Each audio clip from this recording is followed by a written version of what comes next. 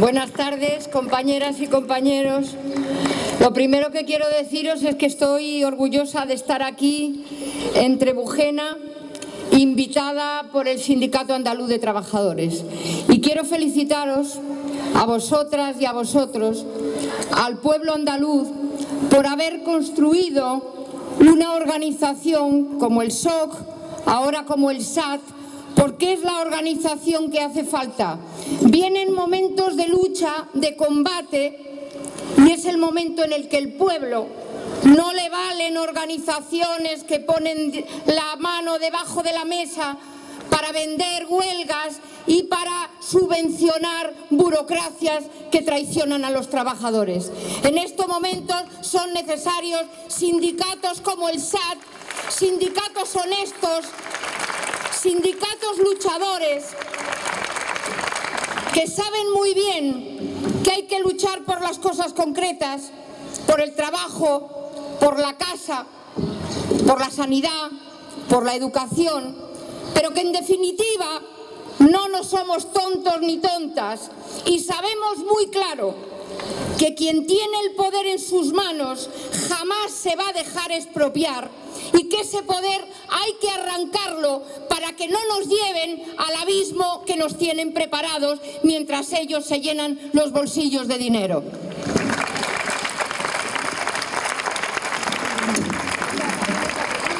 Yo os vengo a hablar de la sanidad y, como decían los compañeros, en otras comunidades autónomas están yendo las cosas muy deprisa, pero al mismo camino a donde vamos todos los pueblos del Estado español. Porque allí en Madrid sabéis que gobierna la comunidad autónoma el Partido Popular. Y hay mucha gente ingenua o desinformada que pone oídos interesados a decir a gente que ha estado callada durante décadas mientras se estaba construyendo el crimen de un 40% de empleo precario en la sanidad, cuando se estaban aumentando los conciertos con la privada, cuando se estaba aumentando la precariedad entre la juventud, callaban. Y ahora dicen todos contra el Partido Popular, como si las cosas hubieran empezado cuando ha empezado a gobernar Mariano Rajoy o el Partido Popular en Madrid. Y por eso es muy importante, porque estamos en una guerra social y un pueblo que sabe que está en guerra, lo primero que tiene que saber muy claro es quiénes son sus enemigos. Y los enemigos no es el gobierno de más a la derecha o de menos a la derecha, o el gobierno de izquierdas que hace lo mismo que los gobiernos de derechas. Es muy importante que sepamos que lo que tenemos enfrente es un programa general del capital que, eso sí, tiene bien pagados a ministros, a ministras, a consejeros y a consejeras que además salen del cargo público y entran a los consejos de administración de las empresas. Quiero deciros, yo trabajo en sanidad y me he preocupado de verlo en sanidad. Todos los ministros y ministras, de los que más ha habido del PSOE, todos y todas en consejos de administración de grandes multinacionales. ¿Al servicio de quién ha gobernado? Al servicio de quién ha tomado las decisiones para que luego los estómagos agradecidos y los bolsillos bien llenos les den un puesto en sus consejos de administración. Porque claro, la sanidad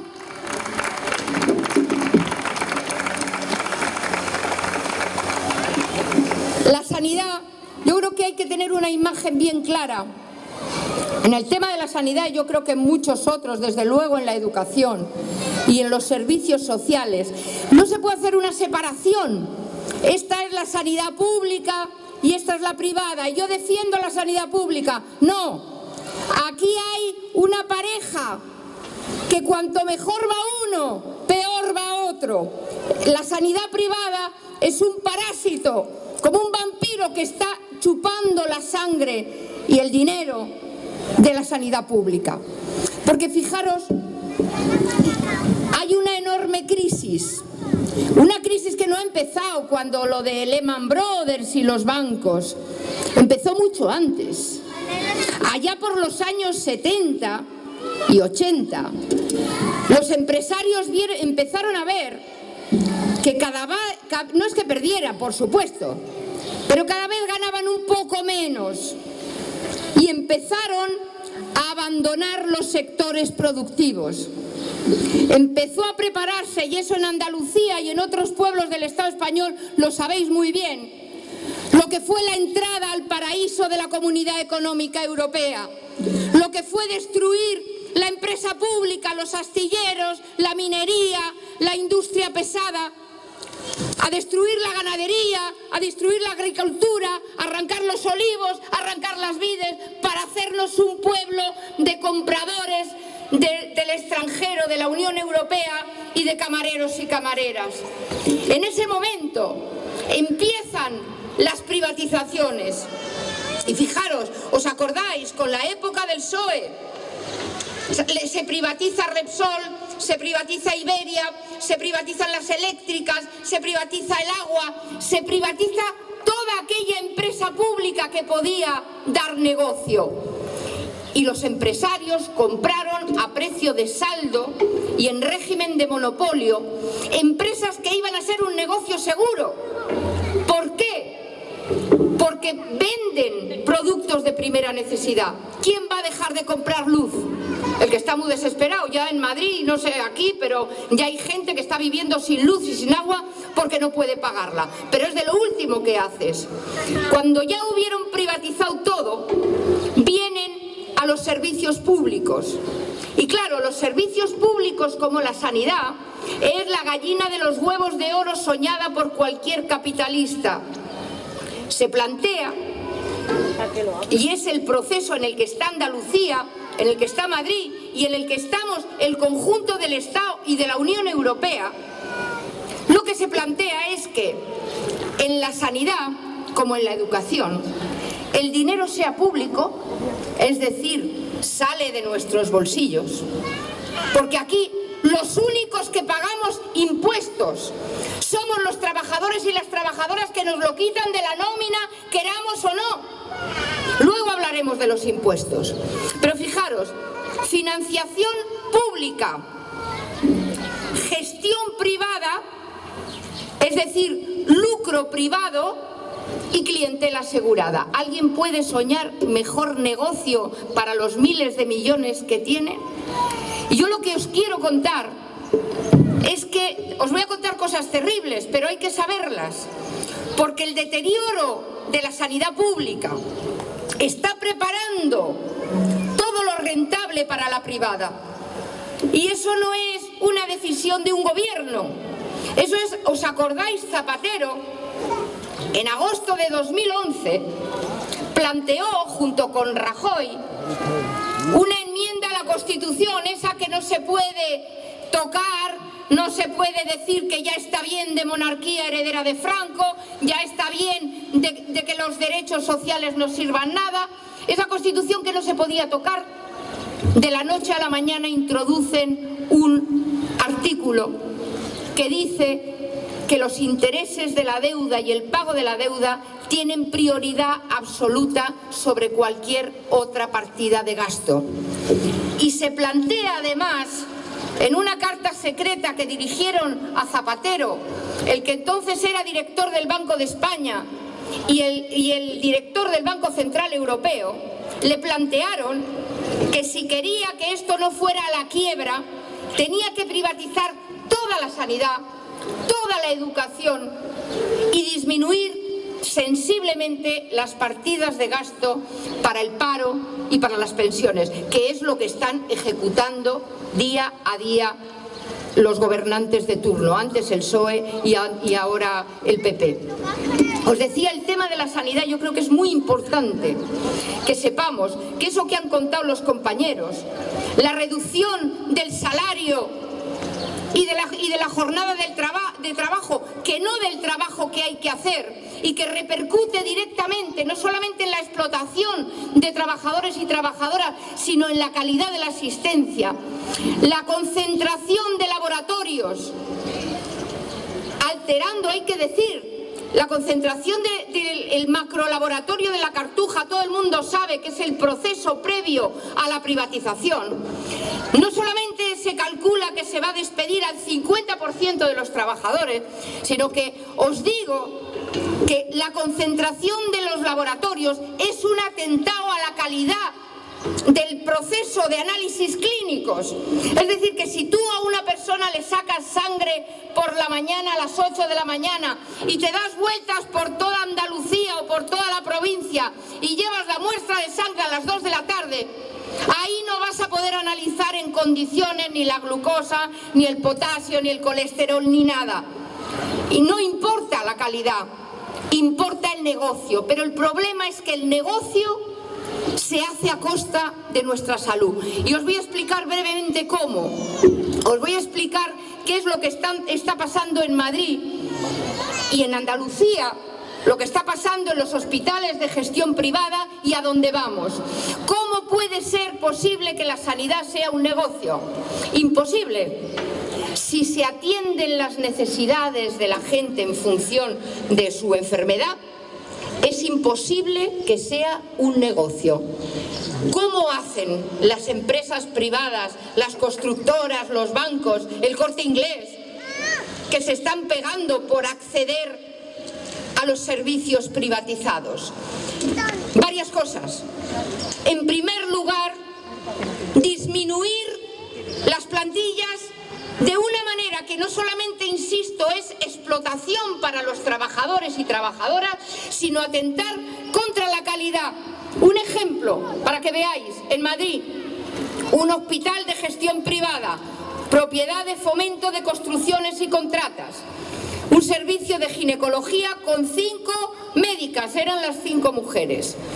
A partir de las 3 de la tarde queda una, y llegaron 2 partos complicados al mismo tiempo que requerían asistencia en serio.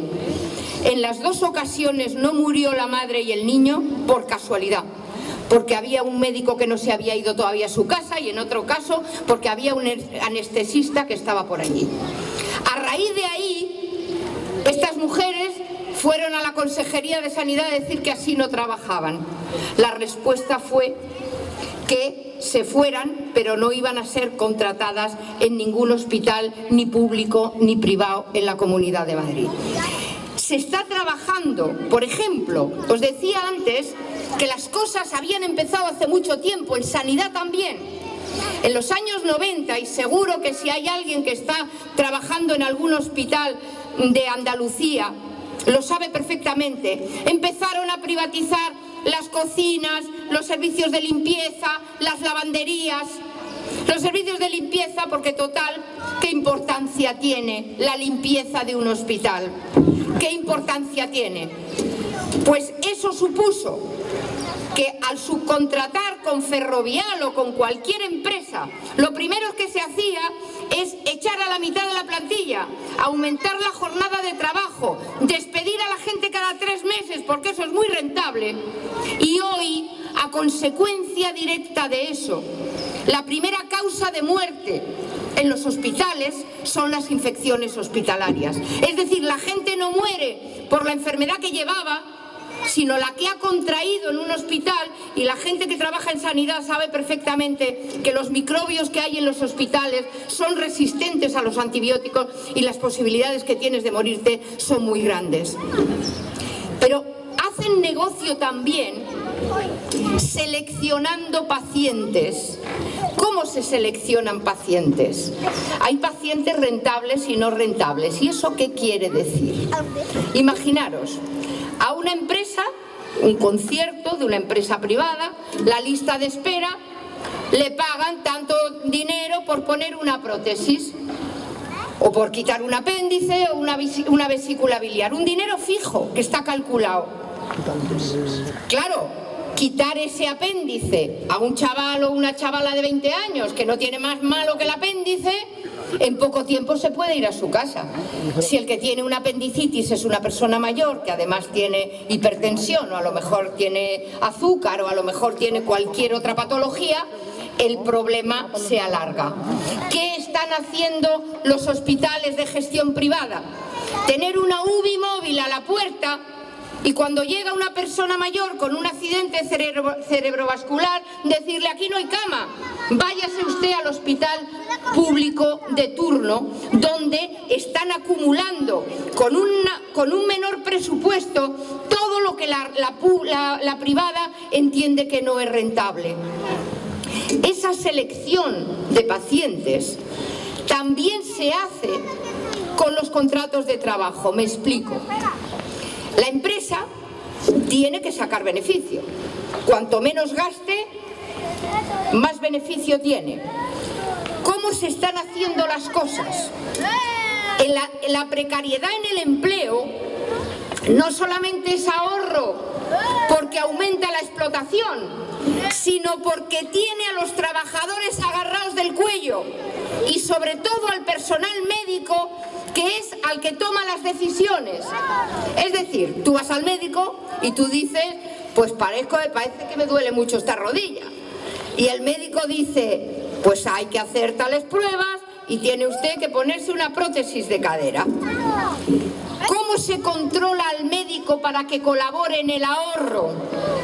Estableciendo un listado de objetivos para dar alta a la gente cuanto antes, para no hacer pruebas caras, para no mandar mucho al especialista. Y tanto ahorras, tanto más dinero yo te doy. Y si no colaboras, porque hay gente que dice: bueno, y la dignidad del médico y la deontología a la calle. Es decir, si tú no colaboras, a la calle. Os voy a contar, y ya paro con los ejemplos, pero es que este es muy importante. Porque aquí va a pasar, tenéis que tenerlo en cuenta, es la mentalidad del capital en el cual lo único que importa y por encima de todo es el beneficio. Mirad, en estos hospitales de gestión privada, la Junta, la Consejería de Sanidad, le da al hospital privado, de gestión privada, la atención sanitaria, imaginaros, de 200.000 personas, de un área. Y le dice tanto dinero fijo al año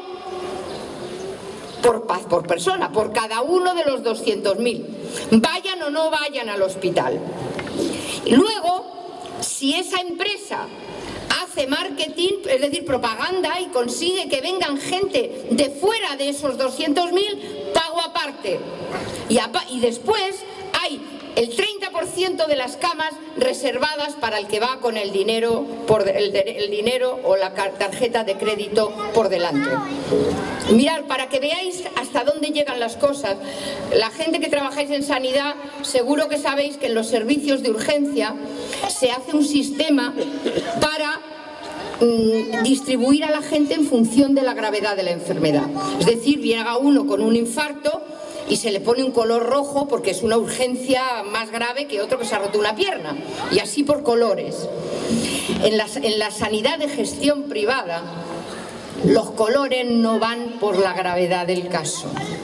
El color va en función del dinero que reporta a la empresa la atención de la persona en concreto. Es decir, privado, color rojo. Que viene de un área diferente que a mí me la paga aparte la Consejería de Sanidad, color naranja. Los que dependen del hospital y la empresa va a recibir una cantidad fija, vayan o no vayan, eso es el último color. Lo siguiente es que los médicos se robaban los pacientes rojos, no los rojos de ideología. Los rojos de que daba mucho dinero a la empresa, porque su salario iba en función de la cantidad de enfermos más rentables que se atendía. Como comprenderéis, esto a lo que nos encaminamos en todos sitios es la destrucción de todo servicio público. Pero me vais a dejar que dedique la última parte de mi intervención a explicar que esto no es un daño colateral, como decían Aznar y Bush en la guerra de Irak cuando moría población civil. No, esto no es un daño colateral, esto es un objetivo. Esta crisis que es una crisis real del capital, del cual el capital no sabe cómo va a salir, pero no le importa porque está haciendo todo lo posible por llenarse los bolsillos a toda la velocidad que le permiten los gobiernos de turno. Esta crisis comporta, lo estáis viendo, una enorme destrucción de empresas, de capital, de puestos de trabajo. Se calcula que como mínimo se van a destruir el 30% de la capacidad productiva de este país. De lo que se trata, porque es como en todas las crisis, se concentra capital y gana el gordo y los pequeños se hunden. Con ellos los trabajadores de los pequeños, de los medianos y de los grandes. Pero esta crisis es muy importante que sepamos que en esta crisis de destrucción les sobra, y digo les sobra, es decir, que es mejor que se muera la gente que no es rentable y que no necesitan para producir. Lo que han contado los compañeros de la ley de dependencia, trasladado a la sanidad, es lo mismo, exactamente lo mismo. Las personas mayores, los enfermos crónicos, aquellos que más atención necesitan, son no rentables por definición. Y si se mueren, mejor, algún ministro se le ha escapado. Es decir, menos seguridad social consume. Esta crisis no es porque falte dinero. Hay que decir, no me gusta dar cifras, pero para que, como hablando de miles de millones se lían las cabezas, la sanidad pública de todo el Estado vale 70.000 millones de euros. ¿Sabéis cuánto dinero hay en paraísos fiscales? Es decir, robado, que se lo han llevado, que son ladrones. 300.000 millones de euros. 300.000 millones de euros. El 30% de toda la riqueza que produce este país está en Gibraltar, en las Islas Caimán, en Suiza, que no es solo Bárcenas. Se calcula que de las 35 empresas, esas del IBEX 35, 30 tienen el dinero en paraísos fiscales. Esa gentuza que dice que hay que trabajar más y ganar menos, y que aquí hay mucho paro por lo que la gente no busca trabajo con ganas. Esa gentuza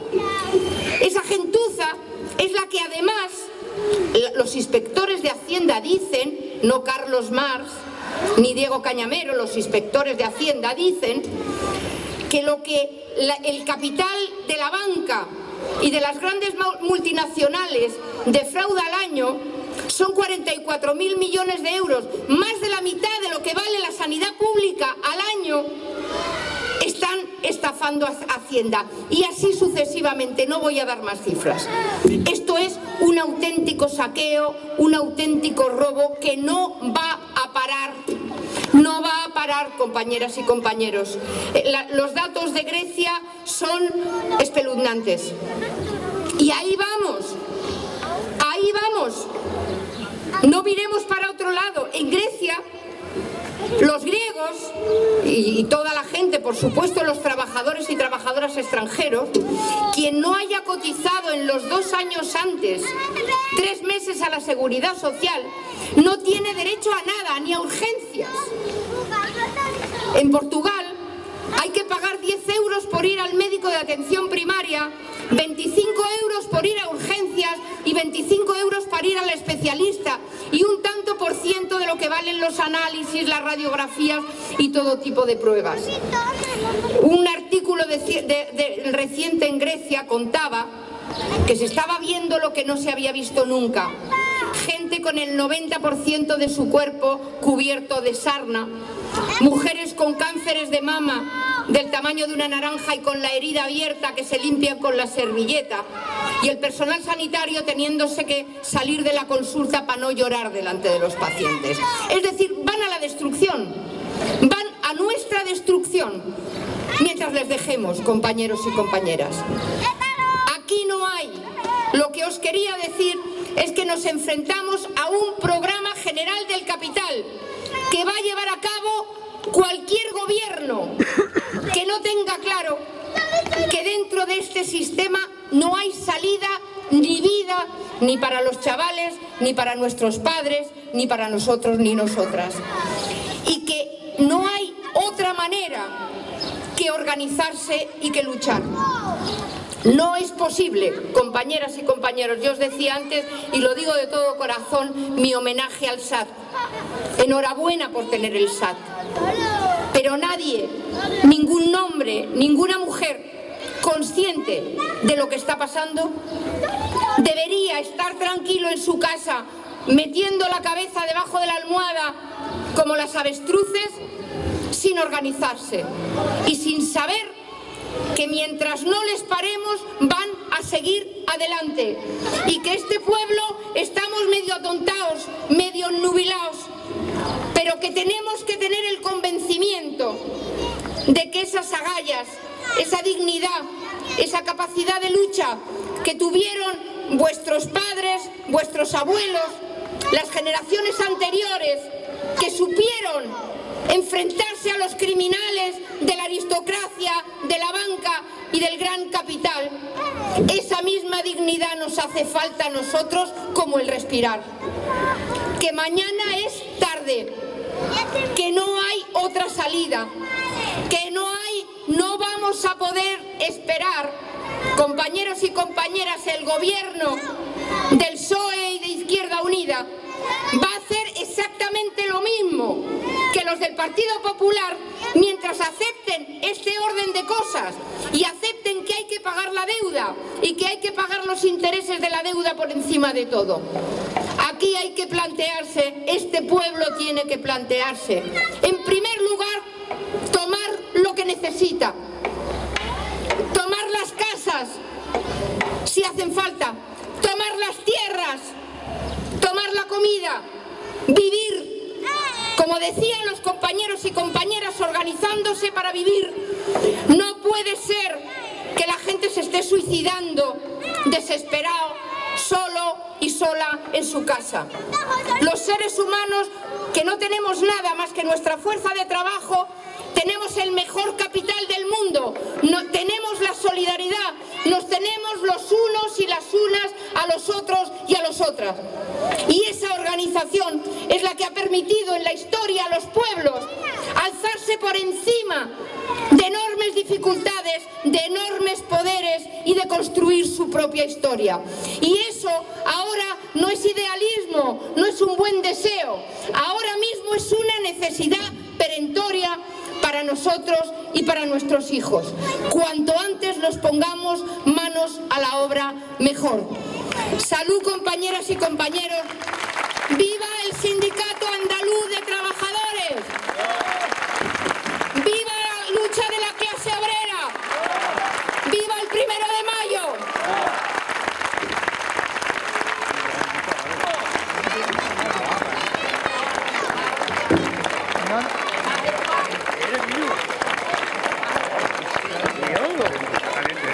Bueno, para terminar, recordaros que mañana esta organización, el Sindicato Andaluz de Trabajadores, estará presente en la manifestación que tiene prevista convocar el bloque crítico en Jerez a las 11:30 desde la Plaza del Caballo, y también habrá compañeros que estén presentes en la ocupación de la finca de las Turquillas que el sindicato tiene mañana prevista su ocupación. Muchas gracias.